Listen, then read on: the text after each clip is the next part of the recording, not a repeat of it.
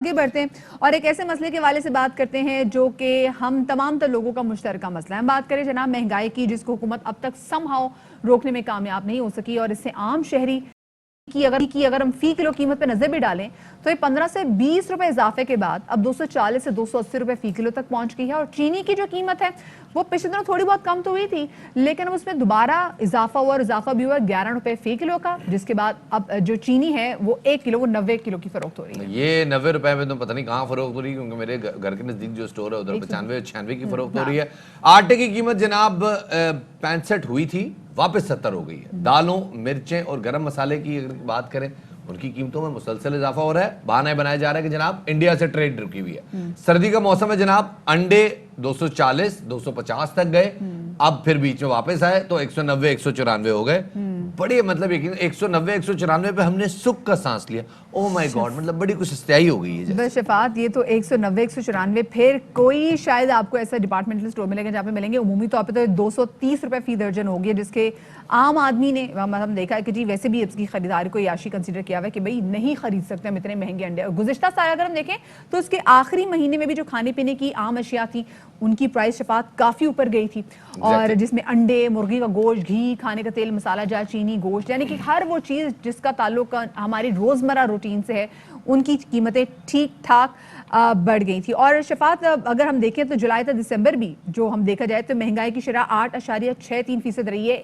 مسلسل اس حوالے سے بات کی جا رہی ہے. ہم ہفتے میں 1-2 دن ضرور مہنگائی پہ بات کرتے ہیں، مسلسل تمام تر چینلز چیخ رہے ہیں، میڈیا چیخ رہا ہے اس حوالے سے. خود وزیر اعظم عمران خان بھی جو ہے اس حوالے سے بات کر رہے ہیں، انہوں نے ہدایت بھی جاری کی ہے، انہوں نے نوٹس بھی جاری کر دی، لیکن سما شفاعت جواب کہیں سے نہیں آ رہا. مطلب نوٹس ملیا کوئی بھی ککھ نہ لیا. ہم ساری باتیں کر رہے ہیں یہاں پہ، ایک چیز بار بار آ رہی ہے جناب کہ مہنگائی کی وجہ ہے پالیسی کا فقدان. پالیسی کس نے بنانی ہے؟ جب پالیسی کی بات آتی ہے تو جناب جو ریٹیلرز ہیں ان پہ چھاپے مارنے شروع ہو جاتے ہیں، اور پھر خبریں اور ٹکرز ڈالنے کے لیے جو ہے نا وہ ایک نان ایشوز کو ایشو بنایا جاتا ہے کہ جی فلاں جگہ سے اتنی چینی بازیاب ہو گئی، فلاں جگہ سے یہ ہو گیا. مافیاز کی بات کی جاتی ہے. پالیسی نہیں ہے، پالیسی نہیں ہے. پالیسی کیا ہونی چاہیے ہم اپنے شو پہ دسیوں دفعہ بات کر چکے ہیں.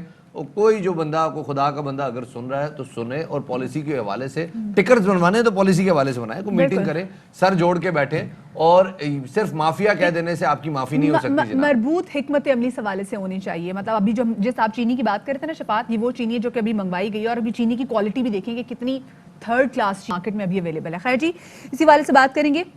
کموڈٹی ایکسپرٹ انیس مجید صاحب ہمارے ساتھ موجود ہے، اور ساتھ میں ہمارے ساتھ وزیر اعظم عمران خان صاحب کے معاون خصوصی شہباز گل صاحب بھی موجود ہیں. ان سے بھی اس حوالے سے بات کریں گے کہ کیوں حکومت ابھی تک جو ہے وہ اس مہنگائی پر قابو پانے میں ناکام رہی. لیکن سب سے پہلے انیس مجید صاحب سے بات کریں گے. انیس صاحب بہت شکریہ آپ کا کہ آپ نے وقت دیا. یہ بتائے گا کہ اگر ہم گزشتہ سال مہنگائی کی شرح کو دیکھیں تو جس طریقے سے بڑھ رہی تھی، یہ جو سال کا آغاز ہوا اس میں بھی مہنگائی کی شرح لگ رہا ہے کہ اس سے شاید مزید بڑھ جائے گی. کیا وجہ ہے کہ کیوں کوئی ایسی مربوط حکمت عملی ہمارے سامنے نہیں آ رہی کہ ہم اس مہنگائی پہ قابو پا سکیں؟ بسم اللہ الرحمن الرحیم. دیکھیے اس میں کئی وجوہات ہیں جو مہنگائی کی. جو اوورال جو مہنگائی ہماری ہے اس میں تو بیسیکلی ہمارے جو کنٹری ہے اس کی جو پوزیشن ہے اس حساب سے یہ مہنگائی ہوتی ہے. لیکن ابھی سمپل 2-3 چیزیں ہیں جس میں شوگر ہے. شوگر تو دیکھیے نئی کراپ آئی ہے، اور نئی کراپ میں جو ابھی جو پرائسز ہیں وہ یہاں ہول سیل مارکیٹ میں 82 سے 85 ہو گئے ہیں، جبکہ یہ نئی کراپ شروع ہوئی تھی تو یہ 72 روپیز کے کراپ پرائس تھے. تو اس میں یہ میکینزم اس کا یہ ہوتا ہے چینی کا کہ ملرز جو ریٹ بیچتے ہیں اس کے پھر ہول سیلرز اس کے اوپر پروفٹ رکھ کے ریٹیلرز کو بیچتے ہیں. تو یہ سیدھا میکینزم ہے. ابھی جو میں یہ سمجھتا ہوں جو ابھی فوری جو ابھی مہنگائی جو بڑھی ہے اس میں یہ ہے کہ جو گنے کی قیمت ہے جو گورنمنٹ نے فکس کی ہے سندھ کے لیے 202 روپے کی ہے، اور اس میں وہ گنا اویلیبل نہیں ہے. تو حکومت کو بھی چاہیے اور ملرز کو بھی چاہیے آپس میں بیٹھ کے اس کو طے کریں کہ جو گنے کی قیمت ہے 202 روپے، اس کی جگہ اگر یہ 250 روپے یا 250 روپے کے اویلیبل ہے. صاحب یہ معاملہ ایسا نہیں ہے کہ ہم کسی ایک کموڈٹی کے اوپر بات کریں اور کسی ایک کموڈٹی کے اوپر جو پالیسی ہے اس کو باقی سب کے اوپر اس کا اطلاق کر دیں. گھی، خوردنی تیل، مسالے، دالیں، بہت ساری ایسی چیزیں جو ہمارا ملک خود پوری طرح پروڈیوس نہیں کرتا، اس کے لیے ہم امپورٹ ڈیپینڈنٹ ہیں، اور امپورٹ کے آرڈرز کے فلکچویشن کے ساتھ ہی ان کی قیمتیں بھی مارکیٹ میں فلکچویٹ ہوتی ہیں. واضح طور پہ نظر آتا ہے کہ اس حوالے سے ایک مربوط پالیسی کا، ایک اسٹریٹجائزڈ پالیسی کا فقدان نظر آ رہا ہے. میک شفٹ ارینجمنٹس ہو رہی ہیں, ایڈ ہاک ارینجمنٹس ہو رہی ہیں. آپ اس سے ایگری کریں گے؟ جی بالکل میں ایگری کروں گا. اس میں دوسری یہ چیز میں بتانا چاہوں گا کہ دیکھیے جو فوڈ منسٹر کا کام ہے, اس کو فوڈ منسٹر کو پوری توجہ ایک چیز پہ دینی چاہیے, فوڈ آئٹمس پہ, اور اس پہ آپ اس پہ ان سے بات کریں اور ان سے وضاحت لیں تاکہ ایک آئیڈیا ہو. اب یہاں جو ہمارے یہاں جو ہے نا, تمام لوگ جو ہے ہر آئٹم پہ بات کرتے ہیں جس میں ان کی ایکسپرٹیز نہیں ہوتی, تو جس وجہ سے یہ ایشوز آتے ہیں. ابھی میں سندھ کی ابھی آپ کو بات کروں کہ جو گورنمنٹ آف سندھ جو ہے 37 روپیز میں گندم پرووائڈ کر رہی ہے ملرز کو, 15,000 بیگس پر مل, اور اس کو پورا نہیں ہوتا. لیکن جو 37 روپے میں جو گندم پرووائڈ ہو رہی ہے اس کا آٹا تو کم از کم سندھ واپس لیں تو غریب آدمی کو ملے. ابھی جو آٹا ہے وہ تو اس کی قیمت تو 58 روپے ہے, جبکہ آپ 37 روپے میں گندم پرووائڈ کر رہے ہیں.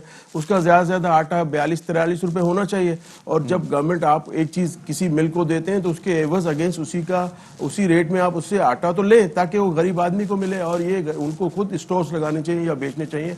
یہ لوگ جو ہے جو اوپن مارکیٹ کی پرائس ہے اس کو مکس کر دیتے ہیں, اور پرائس جو اوپن مارکیٹ کے حساب سے آٹے کی بکتی ہے.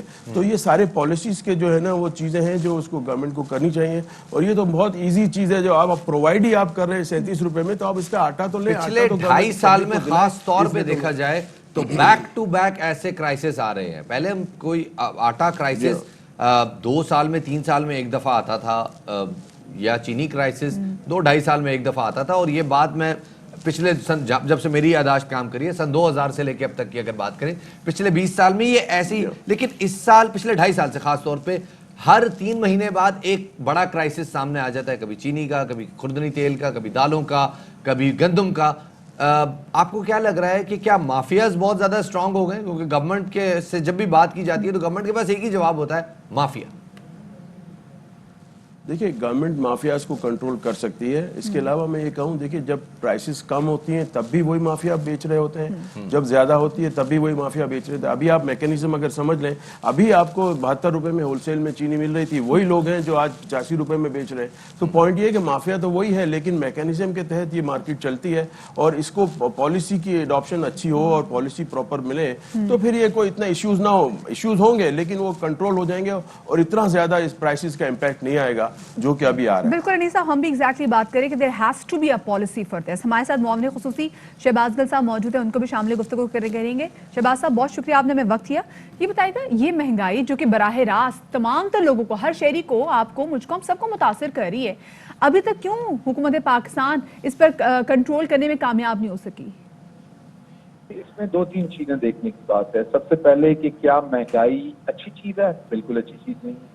دوسری چیز کہ ایک ایسا حکمران جو غریب کی قدر کرتا ہو, غریب کی پرواہ کرتا ہو, غریب پرور ہو, جو پناہ گاہ کی سوچتا ہو, لنگر خانے کی سوچتا ہو, جس نے غریبوں کے لیے کینسر ہاسپٹل بنایا ہو, وہ حکمران کبھی بھی نہیں چاہے گا کہ وہ اپنے ملک کے غریبوں کے لیے مہنگائی کرے اور وہ تنگ ہوں, اور جب وہ تنگ ہوں تو وہ ان کی تکلیف نہیں دیکھنا چاہتا. کیونکہ جب غریب تنگ ہوگا تو وہ اس کا گلہ بھی کرے گا, گناہ بھی کرے گا. تو یہ ہرگز بھی کوئی حکمران نہیں چاہے گا جو قوم کے ساتھ دیانتدار ہو, جو قوم کا اور غریب کا خیال رکھنے والا حکمران ہو, وہ کبھی بھی اپنی قوم کو مشکل میں ڈالے گا. لیکن یہاں پر جو امپورٹنٹ بات ہے وہ یہ ہے کہ جب اس ملک میں پچھلے 10 سال ہماری حکومت آنے سے پہلے لوٹ مار کی گئی, اگر گھر کا سارا فرنیچر کو بیچ دے گا, گھر کو قرضے کے اندر دس دے گا, تو پھر قرضے اتارنے کے لیے مشکل وقت تو آئے گا.